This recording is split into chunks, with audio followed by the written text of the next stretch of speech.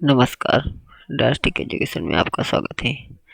आज है 27 जनवरी। 27 जनवरी के रिलेटेड हम आज इम्पोर्टेंट करंट अफेयर के बारे में जानेंगे। तो चलो देरी नहीं करते हुए हम अपने अगले करंट अफेयर के बारे में विस्तार से जानकारी लेते हैं। अंतर्राष्ट्रीय शिक्षा दिवस कब मनाया जाता है? तो इसका बिल्कुल सही आंसर है ए, यानी कि 24 जनवरी को अंतर्राष्ट्रीय शिक्षा दिवस मनाया जाता है।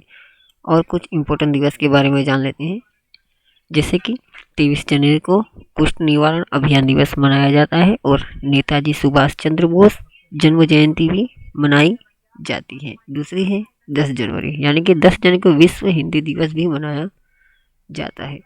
दूसरा है 9 जनवरी को प्रवासी भारतीय दिवस भी मनाया जाता है। जैसे कि कुछ शिक्षा दिवस की कुछ इम्पोर्टेंट पॉइंट साझा कर लेते हैं, जैसे कि राष्ट्रीय शिक्षा दिवस की स्थापना वर्ष 2008 में की गई थी।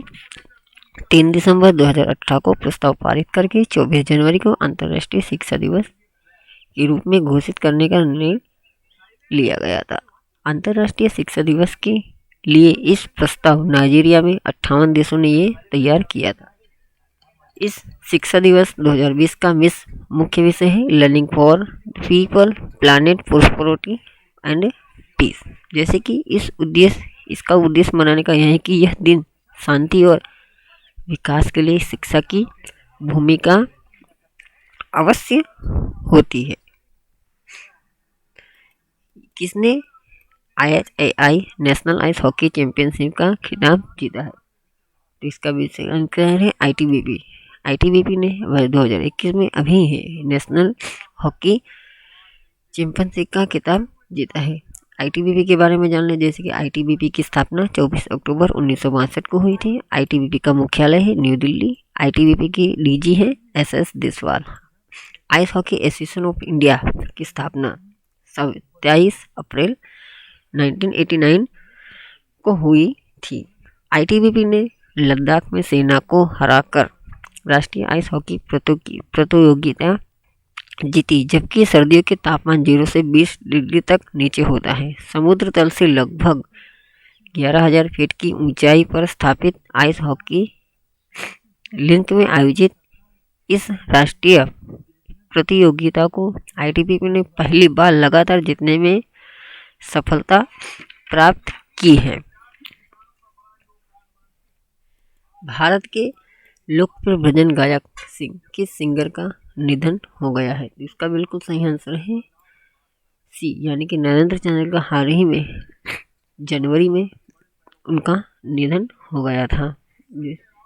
जैसे कि भजन गायक नरेंद्र चंचल ने विश्व भर में भजन के लिए जाने जाते थे। उनका लोकप्रिय भजन कई सारी थी। भजनों के अलावा चंचल कई हिंदी फिल्मों में भी गीत गाए हैं। अवलोकन सॉफ्टवेयर, आप इसे याद रख सकें, अवलोकन सॉफ्टवेयर को किस राज्य सरकार ने लॉन्च किया है? इसका बिल्कुल सही आंसर है कर्नाटक सरकार ने इस अवलोकन को लॉन्च किया है। जैसे कि और कुछ प्रदेश के राज्य के बारे में जान लेते हैं, जैसे कि उत्तर प्रदेश जो विश्व कर्माश्रम सम्मान योजना लॉन्च की थी। दिल्ली सरकार ने घर घर राशन योजना शुरू की है। मध्य प्रदेश सरकार ने मुख्यमंत्री कौशल संवर्धन योजना भी लॉन्च की है। जैसे कि कर्नाटक की राजधानी है बेंगलुरु की स्थापना हुई थी 1 नवंबर 1956 को। मुख्यमंत्री हैं BS येदियुरप्पा। राज्यपाल है वजुभाई वाला। कर्नाटक की सरकारी योजना है जैसे कि भाग्यलक्ष्मी योजना, फूड पोर्टल योजना है। किसने अयोध्या पुस्तक का विमोचन किया है? तो इसका बिल्कुल सही आंसर है देवेंद्र फडणवीस। हाल ही में राम मंदिर के निर्माण के लिए एक पुस्तक लॉन्च की गई थी, जो उसने उस पुस्तक का विमोचन देवेंद्र फडणवीस ने किया था। देवेंद्र फडणवीस ने माधव भंडारी द्वारा लिखित पुस्तक अयोध्या का अनावरण भी किया है। यह पुस्तक राम मंदिर के इतिहास के बारे में जानकारी प्रदान करता है। कोयला आयात निगरानी प्रणाली यानी कि CIMS कौन सी तारीख से प्रभावित हो जाएगी? तो इसका बिल्कुल सही आंसर है बी, यानी कि 1 फरवरी 2021 से कोयला आयात निगरानी प्रणाली प्रभावी हो जाएगी। इसके कोयला के महानिदेशक हैं अमित यादव, मुख्यालय है न्यू दिल्ली। आयात को वस्तुओं के आयात के बारे में अग्रिम जानकारी प्रदान करने और एक स्वयंचालित पंजीकरण संख्या प्राप्त करने की आवश्यकता होगी। स्वयंचालित पंजीकरण संख्या की वैधता 15 दिनों की होगी। आयुष्मान भारत महात्मा गांधी स्वास्थ्य बीमा किस राज्य सरकार ने शुरू की है? तो इसका बिल्कुल सही आंसर है राजस्थान सरकार ने हाल ही में आयुष्मान भारत महात्मा गांधी स्वास्थ्य योजना की शुरुआत की है राजस्थान की। जैसे कि राजधानी जयपुर प्रमुख योजना है इंदिरा गांधी मातृत्व योजना, कामधेनु डेयरी योजना, प्योर फॉर श्योर अभियान, नो मास्क नो सर्विस अभियान जो हर कोरोना काल के लगते शुरू किया गया है। जैसे कि उत्तर प्रदेश सरकार ने प्रशिक्षु प्रोत्साहन योजना भी शुरू की है। गुजरात सरकार ने पक्षियों के लिए वरुणा अभियान 2021 में शुरू किया है। हरियाणा सरकार ने हवाई टैक्सी सेवा का भी शुरू किया है हाल ही 2021 में। राजस्थान के मुख्यमंत्री ने कहा है कि राष्ट्रपिता महात्मा गांधी की पुण्यतिथि 30 जनवरी को प्रदेश के 1 करोड़ 10 लाख परिवार की स्वास्थ्य सुरक्षा की दृष्टि से इस महत्वाकांक्षी योजना का शुभारंभ किया जाएगा।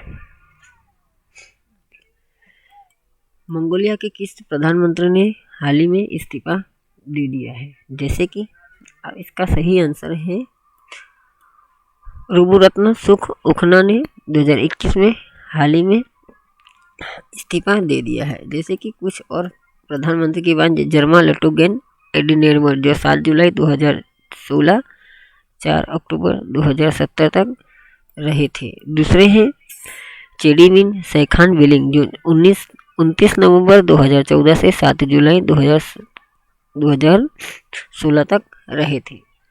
जैसे कि मंगोलिया की राजधानी है उलानबतर। मंगोलिया साम्राज्य का गठन हुआ था 1206 में। स्वतंत्रता की घोषणा 19 दिसंबर, सॉरी ये गलत है हमारा लिखा हुआ, यहाँ पे आएगा 29 दिसंबर 1911 को हुई थी। राष्ट्रपति हैं कल्टामर्गनी बटुलगा। देश की सीमाएं उत्तर में रूस, दक्षिण पूर्वी और पश्चिम से चीन से मिलती है। मंगोलिया के प्रधानमंत्री सुरलसुख उखना ने कोविड-19 महामारी से निपटने के लिए सरकार के प्रत्यर्पण पर विरोध प्रदर्शन और सार्वजनिक नाराजगी के बाद अपनी पूरी सरकार के साथ इस्तीफा दे दिया है।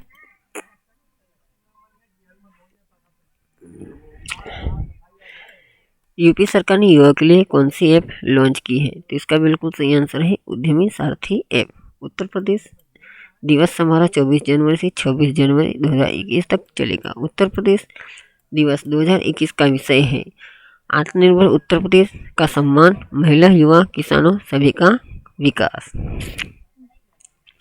जैसे कि योगी आदित्यनाथ ने राज्य के 79वें स्थापना दिवस के अवसर पर उद्यमी सारथी ऐप की शुरुआत की थी।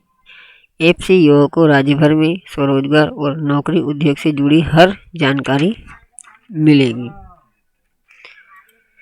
फिबिट कंपनी का अधिग्रहण किस कंपनी ने किया है? तो इसका बिल्कुल सही आंसर है गूगल। गूगल कंपनी ने हाल ही में फिबिट कंपनी का अधिग्रहण किया है। स्टैंडर्ड चार्टर्ड बैंक पर आरबीआई ने कितने करोड़ रुपए का जुर्माना लगाया है? तो इसका बिल्कुल सही आंसर है 2 करोड़ रुपए का हाल ही में जुर्माना लगाया है। स्टैंडर्ड चार्टर्ड बैंक की स्थापना 29 दिसंबर 1853 में हुई थी। संस्थापक है जेम्स विल्सन। इसका मुख्यालय है लंदन यानी कि इंग्लैंड स्थित है। आरबीआई ने स्टैंडर्ड बैंक का इसलिए जुर्माना लगाया है कि दिशा निर्देश 2016 के कुछ निर्देशों का पालन नहीं करने पर जुर्माना लगाया था। स्पेसएक्स ने एक ही रॉकेट से कितने सैटेलाइट लॉन्च की है? तो इसका बिल्कुल सही आंसर है 143 सैटेलाइट लॉन्च की है। 104 जो इसरो ने इसका रिकॉर्ड बनाया था। स्पेसएक्स की स्थापना 2002 में एलोन मस्क ने की थी।